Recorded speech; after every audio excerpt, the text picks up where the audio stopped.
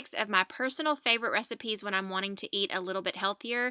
I'm going to do a breakfast, a few lunches, and a couple of dinners. And the first one is cinnamon vanilla yogurt parfait. Now, I know a yogurt parfait isn't anything new, but I came across this combination of flavors and I really liked it. And so I thought I would just show you that I am dicing up 3 to 4 or 5 strawberries, just depending on the size, and putting them into a bowl with a dollop of vanilla yogurt. Sometimes I use this whey yogurt, sometimes I use Greek yogurt, just whatever I have on hand, but I don't like a lot of it. I just do a dollop. And then this is the good part. I use cinnamon granola. This Nature Valley Big and Crunchy is really good, but any kind of cinnamon flavored granola, the flavor combination is just so good with the cinnamon, vanilla, and the fresh strawberries. Of course, you could make this any way you wanted with blueberries, any type of fruit, and different flavor combinations. I recently tried a maple yogurt and it was so good with the cinnamon granola and fruit as well. And that's kind of a seasonal flavor, so you'll have to see if you can find that one at your grocery store. But you can make it nice and pretty, or like me, I really just like to mix it all up and get equal parts of yogurt and granola all over my strawberries. So it doesn't look very good by the time I'm finished, but it tastes amazing. The first lunch I'm bringing you, I'm calling Sweet Potato Scramble. This was actually inspired by Ashley Nichols. She shared it on her Insta stories, and I don't remember a name for it, so I just dubbed it sweet potato scramble. But you start with diced sweet potatoes, and I just like to use frozen. It's just the easiest to do, and I usually use about a half a bag. And then I also use a half a bag of riced cauliflower with it, and I just cook it according to the directions. I think it is 5 minutes with the lid on and then 5 minutes uncovered, so it only takes 10 minutes to do both of these vegetables. And then I add in Trader Joe's everything but the bagel seasoning. Now, if you don't have a Trader Joe's near you, like I don't, I got this on Amazon, but you also can find the same type of seasoning blend at Walmart now. They're making their own version.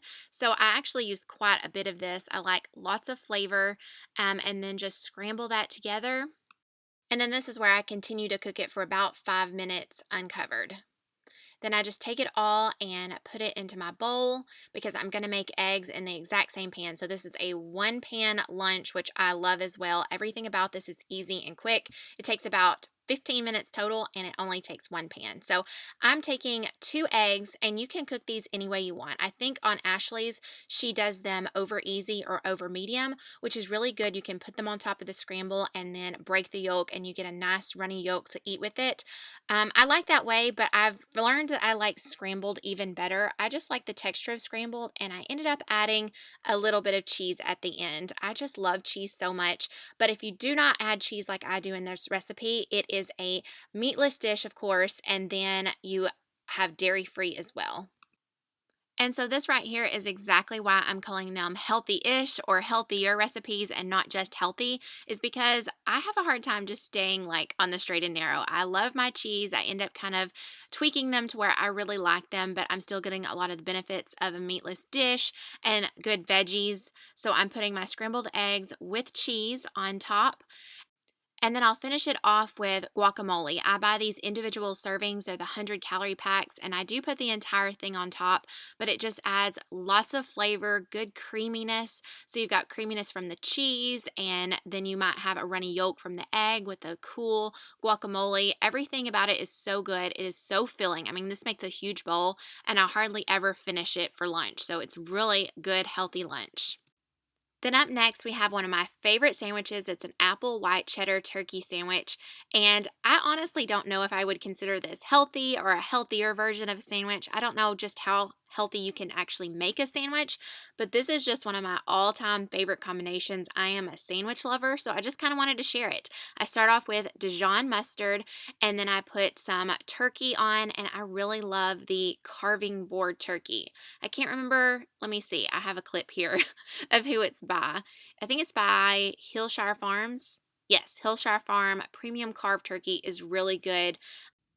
Then it's time to slice up an apple for your sandwich, and I use a Granny Smith apple. I suppose you could use any type of apple you wanted, but the tart Granny Smith is really good. You've kind of got the sharp, spicy Dijon mustard, and then a tart apple, and then you'll see we use extra sharp cheese. So it's just it's got a good bite. It's a really good sandwich with all of the flavors combined. This is also the first time I've ever used any type of fruit on my sandwich, but I love the crunch. I had a sandwich at Panera Bread that had apple on it, and the crunch just is so satisfying and good. And then we're going to slice up extra sharp white cheddar cheese.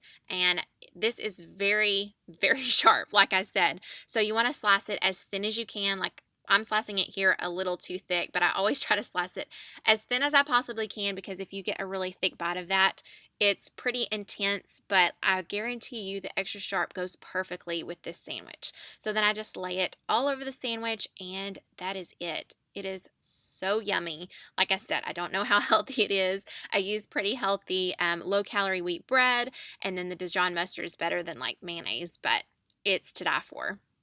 Next up, we have a salad I like to make for lunch called the Autumn Harvest Salad. This is just my take on one I had at a restaurant one time, and I tried to recreate it at home. So I'm using a spring mix here, but you can use any type of salad mix you like, and then a diced Granny Smith apple. Again, you can use any apple you want, but I think the restaurant did use a Granny Smith here.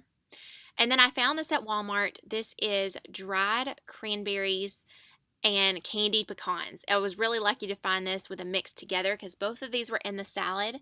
And I do measure this out. This is where you could get carried away with calorie intake because 1 tablespoon is 40 calories. So you could really dump this on there and not know how much you're getting. So I try to measure out 1 tablespoon, and then I decided there wasn't enough pecan. So I added, look, one more pecan.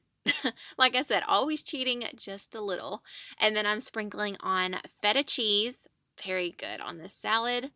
And then for my protein, I'm adding pulled rotisserie chicken. Rotisserie chicken is just my favorite, but you could also bake a chicken breast and slice that up, or just any protein you wanted to add. But I usually buy a big rotisserie chicken at the grocery store, pull all the chicken and keep it in the fridge and make several recipes from it. I have one more coming up that also uses rotisserie chicken, but you could also bake chicken breast and do the same thing. And then I'm using Marie's balsamic vinaigrette. This is just my favorite balsamic vinaigrette from the grocery store. You can find it in the refrigerated section. So any balsamic vinaigrette, but this one is my personal favorite. I guarantee you'll love this flavor combination for a healthy lunch option. Now, this meal is actually the first one I'll have a recipe to link to on Pinterest that I didn't just make up or adapt. This is chicken Alfredo with zoodles. I did find this on Pinterest and I'll link to it because it's a big recipe that makes 4 servings. But this is how I make it for a single serving lunch option or just when I'm eating dinner by myself. I use the frozen zucchini noodles. The other one you use fresh spiraled zucchini and you cook your own chicken breast. But this is the way I make it when I'm eating just on my own. I'm pretty much the only one in my family that will eat zoodles, so this is how I always make it. I am sauteing some garlic and some olive oil while my zoodles are cooking in the microwave. And then when those are finished, I will add them to this. Even though they're already cooked, I just want to saute them a little bit in the olive oil and garlic and get all the nice flavor. It really doesn't make them any more soggy. They're already pretty soggy when they come out of the microwave. And then I add a small sliver of cream cheese. And this is where, if you want it to be healthy, stick to the original Pinterest recipe because I love cream cheese and I add probably way too much. I think I added, just the right amount here. But as you'll see, I'm mixing it up and I'm like, this isn't quite creamy enough. I like some more cream cheese. And I add another little sliver. So once I add my second little sliver, now it's time to add the seasonings. The recipe calls for red pepper flakes, but I just didn't have any on hand, so I use a little bit of cayenne pepper. I think I actually like this better. It's just a more uniform heat instead of getting a bite of the red pepper flake. And then you also add a little bit of salt and pepper.